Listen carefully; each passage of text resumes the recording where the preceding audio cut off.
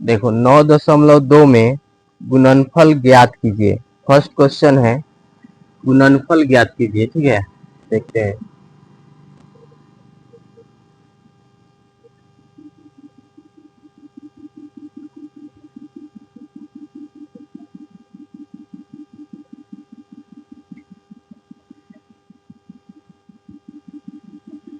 गुणनफल ज्ञात कैसे होगा? तो कम से कम दो पद दिया रहेगा, दोनों को एक दूसरे में गुना कर देना है। समझ में आया? जैसे फर्स्ट नंबर एक में फर्स्ट क्वेश्चन क्या दिया हुआ है, एक के ए में क्वेश्चन दिया हुआ है 8x गुना -2। ये फर्स्ट क्वेश्चन है। ठीक है, एक का ए, इसको क्या करना है, एक दूसरे में गुना कर देना है। 8 में 2 से करेंगे कितना होगा, 16। और माइनस है तो माइनस यहाँ लग जाएगा, एक्स है तो एक्स, -16x हो गया। आया समझ में? कोई दिक्कत इसमें? नेक्स्ट क्वेश्चन देखो, बी में है -3x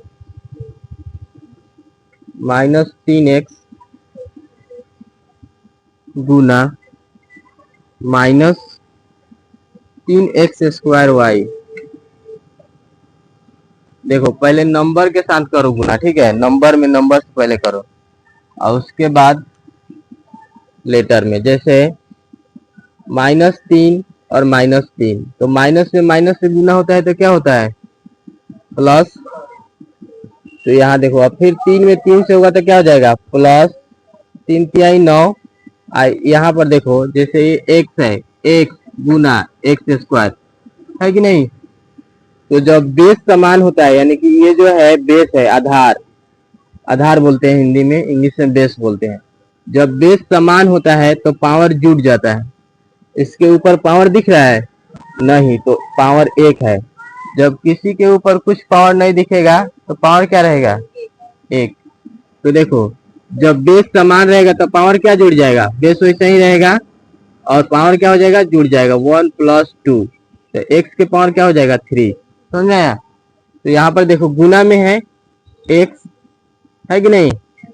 अब बेस समान है, ये भी एक्स है, ये भी एक्स है, इसका पावर 1 है, इसका पावर 2 है, तो पावर जुड़ जाएगा। एक्स का पावर क्या हो जाएगा, 3 हो जाएगा।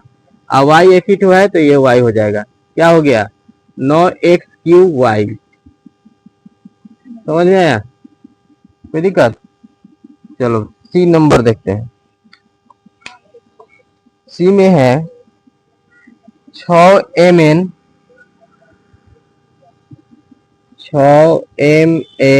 गुना 7np। अब ध्यान दो, पहले नंबर में कर देते हैं गुना। क्या हो जाएगा, 7×6 = 42 होगा। उसके बाद देखो एम एक ही तो है, इधर एम नहीं है तो एम वैसा ही हो जाएगा। उसके बाद एन यहाँ भी है, एन यहाँ भी है, तो दोनों का पावर कितना है, 1 है। तो बेस समान है तो क्या हो जाएगा, पावर जुड़ जाएगा। जैसे यहाँ पे देखो एन गुना एन, है कि नहीं। तो इसका ही पावर 1, इसका ही पावर 1, बेस दोनों का समान है तो पावर जुड़ जाएगा। क्या हो जाएगा, ये हो जाएगा n 1 + 1 = n का पावर 2 हो जाएगा। तो यहाँ पे क्या हो जाएगा, n का पावर 2 और p एक ही 2 है तो p, तो 42mn² p। कोई दिक्कत इसमें, कोई दिक्कत है जी नहीं। आए क्वेश्चन देखो, डी नंबर। डी में क्वेश्चन क्या है, 4p³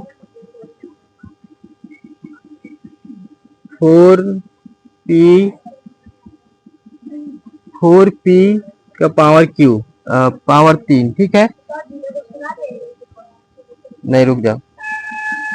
डी में क्वेश्चन क्या है, 4p का पावर क्यू और गुना 3p का पावर क्यू, यही ना है जी।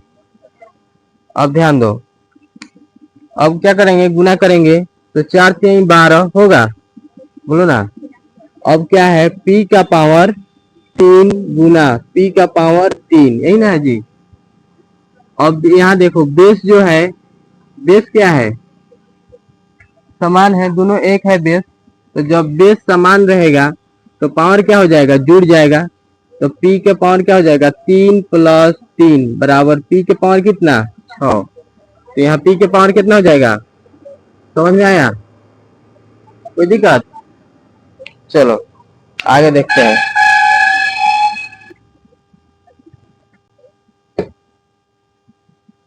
डी तक हो गया। ई नंबर देखते हैं, ई में क्वेश्चन क्या है, ध्यान दो। ई नंबर क्वेश्चन है x² y गुना XYZ, यही ना है। तो ध्यान दो, यहाँ देखो x² है, ठीक है, x² में गुना हो रहा है x से, है कि नहीं। तो बेस दोनों समान, इसका पावर 1, तो पावर जुड़ जाएगा। x का पावर क्या हो जाएगा, 2 + 1 बराबर x का पावर 3 होगा। तो यहाँ क्या हो जाएगा, x के पावर 3, यहाँ x की पावर 2, यहाँ x के पावर 1, है कि नहीं।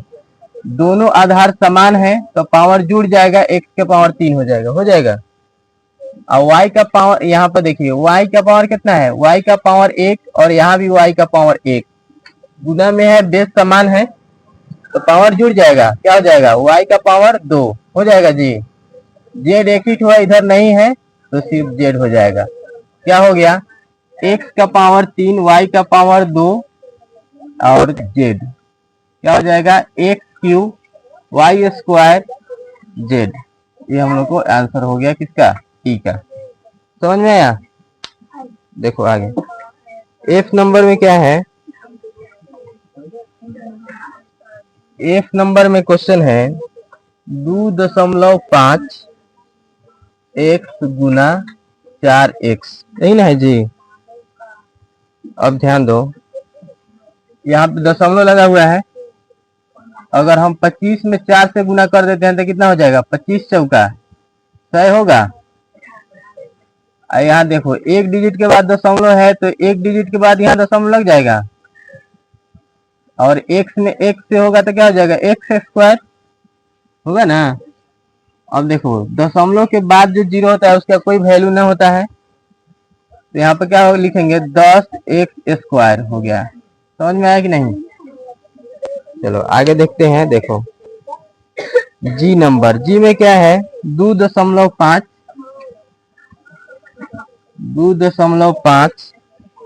x गुना 2.5 y, ठीक है, यही ना जी।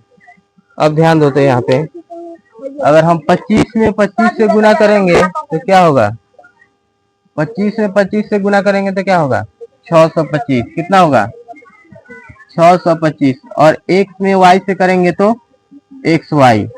यहाँ पे ध्यान दो, एक डिजिट के बाद एक दशमलव, और फिर एक डिजिट के बाद एक दशमलव है। तो यहाँ पर देखो दशमलव के बाद 2 डिजिट है, एक ये वाला और एक ये वाला हुआ। तो 2 डिजिट के बाद दशमलव लगा देंगे, 1 2, यहाँ पे दशमलव लग जाएगा। समझ में आया, कोई दिक्कत इसमें, नोट करो। एच नंबर में क्वेश्चन क्या है, देखो एच में क्वेश्चन है 1/2x और 1/2y, यही ना जी, गुना 1/2y, यही क्वेश्चन है। अब देखो 1/2 में 1/2 से गुना करेंगे तो ये होगा 1/4, क्या होगा, 1 में 1 से गुना हुआ तो 1, और 2 में 2 से गुना हुआ तो क्या होगा, 4 होगा। x में y से होगा तो xy। समझ में आया। आगे देखो, आगे क्या है, आई में है, आई में क्वेश्चन क्या है, 1/2xy और गुना 2xy। अब यहाँ ध्यान देना सब, क्या ध्यान देना है, ये जो है भागा में है और यह गुना में है, तो ये 2 से ये 2 कट जाएगा। समझ में आया। क्या बच रहा है, एक्स वाई और एक्स वाई।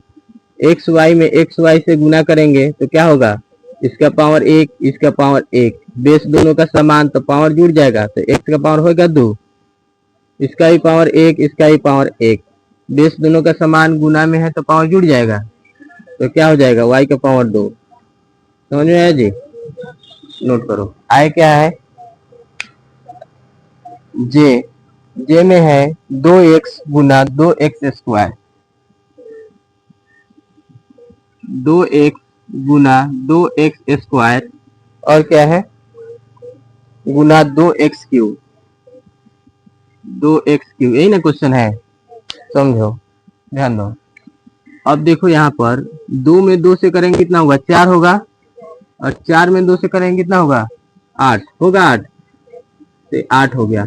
अब देखो इसका पावर 1, इसका पावर 2 एक्स का, और इस एक्स का पावर 3, सब गुना में है, बेस सबका समान है तो पावर जुड़ जाएगा।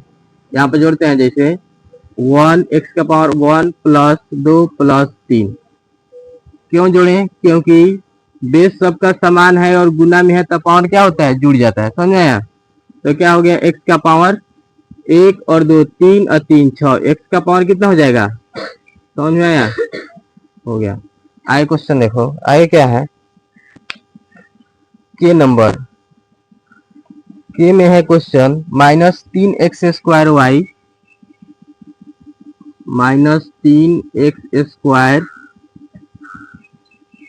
y, उसके बाद है गुना -6, फिर गुना 7xy। देखो ये क्वेश्चन है के नंबर, ठीक है, ध्यान देना सब। पहले हम नंबर को गुना कर देते हैं, ठीक है। 3 में 6 से करेंगे कितना होगा, 18, 18 का पढ़ा 7 बार पढ़ो, कितना होगा, 26 है, होगा 126। अब माइनस में माइनस से गुना होगा तो ये हो गया प्लस, हो गया। अब देखो x² और यहाँ पे एक x है कि नहीं, तो इस x का पावर कितना है 1 और इसका पावर कितना है 2, बेस दोनों का समान तो पावर जुड़ जाएगा, तो x का पावर 3 होगा, बोलो ना जी, ई वाई का पावर 1 और ई वाई का पावर 1 है कि नहीं, तो बेस दोनों का समान गुना में है तो पावर जुड़ेगा, तो y² होगा। इस 3 को गुना कर दिए, 6 को भी और 7 को लिख दिए, माइनस से माइनस प्लस, ठीक है, x का पावर जुड़ गया और y का भी पावर जुड़ गया, ये हम लोग का आंसर आ गया। कोई दिक्कत, नोट कर लो, ध्यान देना। क्वेश्चन नंबर 2 जो है, किसी आयत की आसन भुजाएं क्रमशः 6p² q² एवं 2pq है, तो आयत का क्षेत्रफल क्या होगा। ध्यान दो, समझो। 2 नंबर क्वेश्चन में बोला है, का सुनो, 2 नंबर क्वेश्चन में बोला है किसी आयत की आसन भुजाएं कितना है 6p² q² एवं दूसरा 2pq है, तो आयत का क्षेत्रफल बताना है। क्या बताना है, आयत क्या होता है, पहले इसको समझो।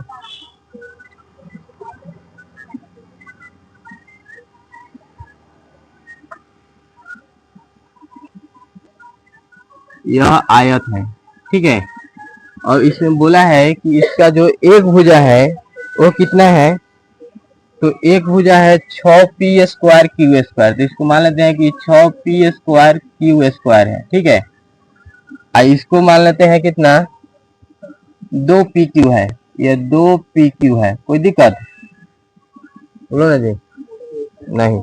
अब बोला है आयत का क्षेत्रफल ज्ञात करना है, ठीक है, लेकिन जो दिया हुआ है पहले उसे हम लोग लिख लेते हैं। क्वेश्चन नंबर कितना है 2,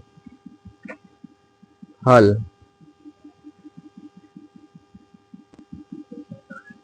आयत का लंबाई, आयत का लंबाई कितना दिया हुआ, लंबाई यही ना है जी, 6p² q² है कि नहीं। आयत का चौड़ाई, चौड़ाई कितना दिया हुआ है दो पी क्यू दिया हुआ है, यही ना दिया हुआ जी। अब देखो तो बोला है कि आयत का क्या ज्ञात करना है, आयत का क्षेत्रफल ज्ञात करना है। ठीक है, ध्यान दो, आयत का क्षेत्रफल क्या होता है, आयत का क्षेत्रफल बराबर लंबाई गुना चौड़ाई होता है। आयत का क्षेत्रफल क्या होता है, आयत का क्षेत्रफल होता है लंबाई गुने चौड़ाई। ठीक है, अब ध्यान दो, तो लंबाई हम लोग को पता है कितना है, 6p² q² गुना चौड़ाई कितना है, 2pq, यही ना है जी। अब ध्यान देना सर, यहाँ पे पहले नंबर को गुना कर देते हैं, कोई दिक्कत, तो 6 में 2 से करेंगे कितना, 12 होगा। यहाँ पे देखो p का पावर 2 और यहाँ p का पावर 1 है, तो ये दोनों बेस समान है। तो जब बेस समान होता है, गुना में रहता है, तो पावर क्या होता है, जुड़ जाता है, जुड़ जाता है। तो पावर यहाँ पे जुड़ जाएगा, तो क्या हो जाएगा, p का पावर q हो जाएगा जी। यहाँ q का पावर 2, यहाँ q का पावर 1 है कि नहीं, तो इसका भी पावर जुड़ जाएगा, तो q का पावर कितना, 3। समझ में आया। तो देखो ये हम लोग को आयत का क्षेत्रफल मिला है कि नहीं, तो यहाँ पर लिख देंगे, अतः आयत का क्षेत्रफल बराबर 12pq और q का पावर q, यानी कि 3। कोई दिक्कत,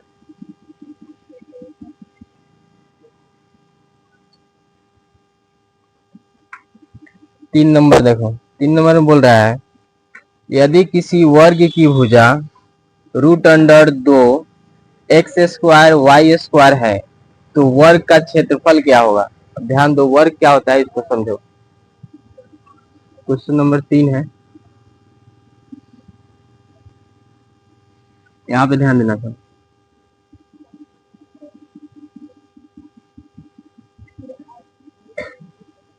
वर्ग जो होता है, वर्ग का चारों साइड बराबर होता है, जितना ये होगा उतना ये होगा, उतना ही ये होगा और उतना ही ये होगा। समझ में आया।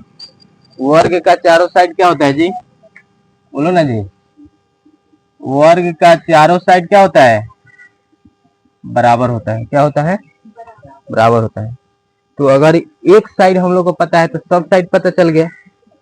तो बोला है वर्ग का भुजा कितना दिया हुआ है, √2 x² y², √2 x² y², तो ये भी उतना ही होगा, √2 x² y² होगा कि नहीं, ये भी उतना ही होगा, √2 x² y², ये भी उतना ही होगा, √2 x² y²। कोई दिक्कत, सब साइड इतना ही ना होगा जी। चलो, तो क्वेश्चन में वर्ग का भुजा दिया हुआ है, तो जो दिया हुआ है पहले उसको लिख लेते हैं, फिर देखते हैं क्या निकालना है। ठीक है, हल, वर्ग का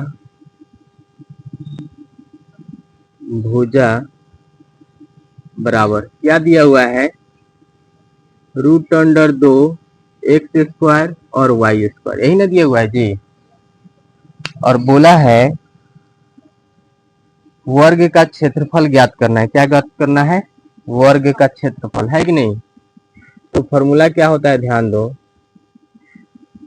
वर्ग का क्षेत्रफल बराबर, वर्ग का क्षेत्रफल बराबर फॉर्मूला होता है भुजा गुना भुजा। ठीक है, ये वर्ग का क्षेत्रफल होता है। क्या होता है, भुजा गुना भुजा।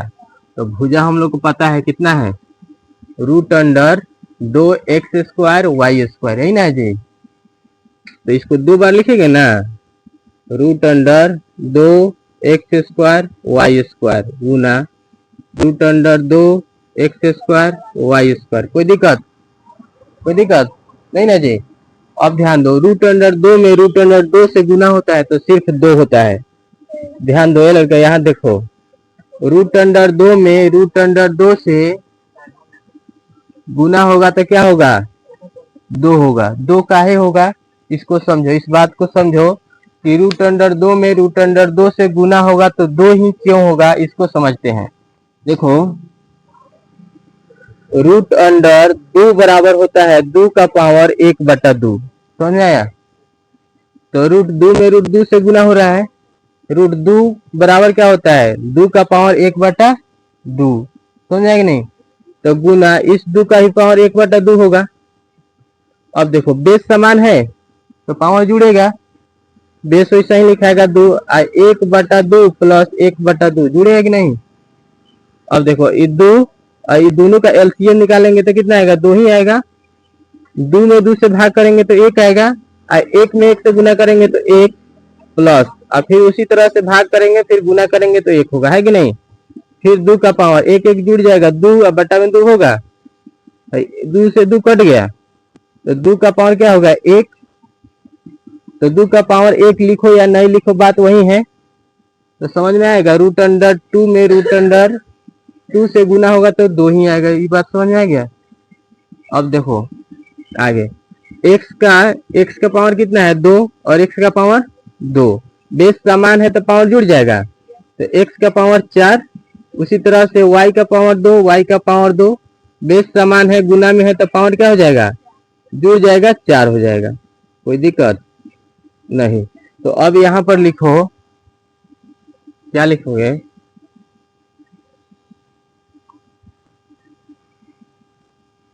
अतः वर्ग का क्षेत्रफल बराबर 2x का पावर 4 और y का पावर 4। नोट कर लो।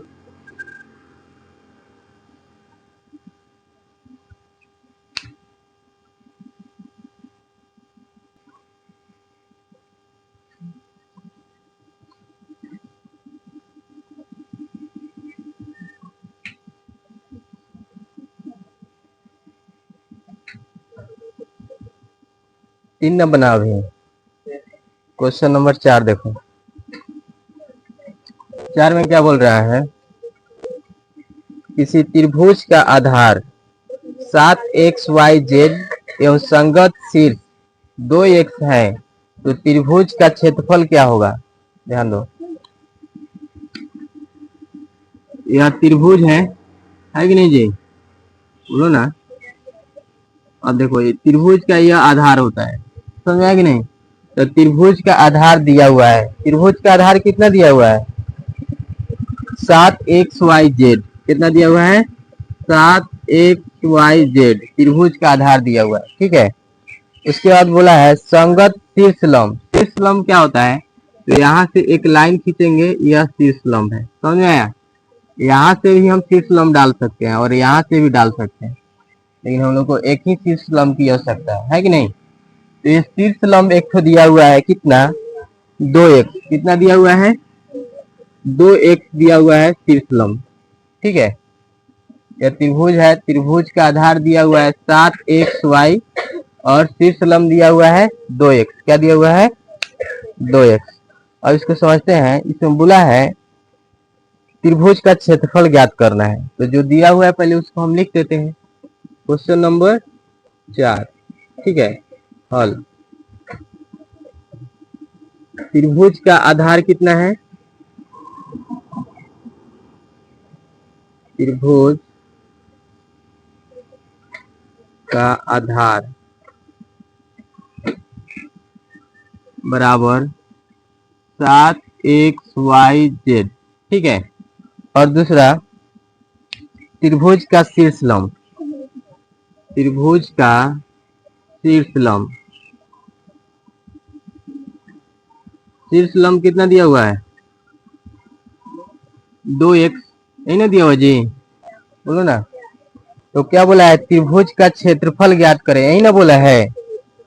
तो ध्यान दो, त्रिभुज का क्षेत्रफल क्या होता है?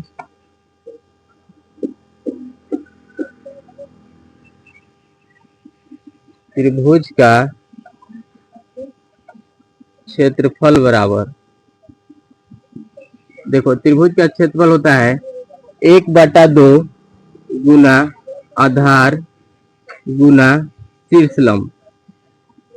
ठीक है, यह त्रिभुज का क्षेत्रफल होता है। क्या होता है त्रिभुज का क्षेत्रफल?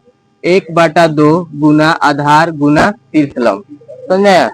तो यहाँ ध्यान दो, 1/2 तो ऐसे ही रहेगा, 1/2 गुना आधार कितना दिया हुआ है 7xyz और शीर्ष लंब कितना दिया हुआ है 2x, नहीं ना जी। अब ध्यान दो, यहाँ पे ये 2 से 2 कट जाएगा। अब देखो यहाँ क्या बच रहा है 7। ठीक है, उसके बाद x का पावर 1 और ये x का पावर 1 है कि नहीं, तो x का पावर कितना हो जाएगा 2। उसके बाद y भी 1 है, z भी 1 है, तो y और z। ठीक है, यहाँ पे ध्यान देना, इसमें क्या पूछ रहा था त्रिभुज का क्षेत्रफल, है कि नहीं। तो लिखेंगे अतः त्रिभुज का